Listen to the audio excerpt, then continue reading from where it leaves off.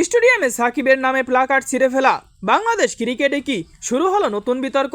বাংলাদেশ বনাম নিউজিল্যান্ডের প্রথম টি-20 ম্যাচে ঘটে গেল এক অনাকাঙ্ক্ষিত ঘটনা। স্টেডিয়ামে প্রবেশ করার সময় কিছু দর্শক সাকিব আল হাসানের নামে প্লাকার্ড নিয়ে মাঠে ঢুকতে গেলে নিরাপত্তা কর্মীরা তা ছিঁড়ে ফেলে এবং প্রথমে তাদের প্রবেশে বাধা দেয়। ঘটনাটি মুহূর্তেই ছড়িয়ে পড়ে সামাজিক যোগাযোগ মাধ্যমে। পরে পরিস্থিতি স্বাভাবিক হলে দর্শকদের মাঠে ঢুকতে দেওয়া হলেও প্রশ্ন উঠছে, এটা কি মত প্রকাশের স্বাধীনতায় হস্তক্ষেপ? এই ইস্যুতে মুখ খুলেছেন স্বয়ং সাকিব আল হাসান নিজেই। তিনি বলেন, আমার সাথে কারো ব্যক্তিগত বা রাজনৈতিক দ্বন্দ্ব থাকতেই পারে, কিন্তু তার প্রভাব কেন পড়বে মাঠে আমার ভক্তদের উপর? বাংলাদেশ তো একটি স্বাধীন দেশ, এখানে সবার মত প্রকাশের স্বাধীনতা থাকা উচিত। তার বক্তব্যে আরও ইঙ্গিত পাওয়া গেছে তামিম ইকবালের দিকে, যা নতুন করে তৈরি করেছে নতুন বিতর্ক। একজন খেলোয়াড়ের প্রতি ভালোবাসা দেখানো কি অপরাধ, নাকি এর পেছনে রয়েছে আরও বড় কোনো দ্বন্দ্ব? এই প্রশ্ন এখন পুরো বাংলাদেশ ক্রিকেট ভক্তদের। আপনার কি মনে হয়? মতামত জানাতে ভুলবেন না।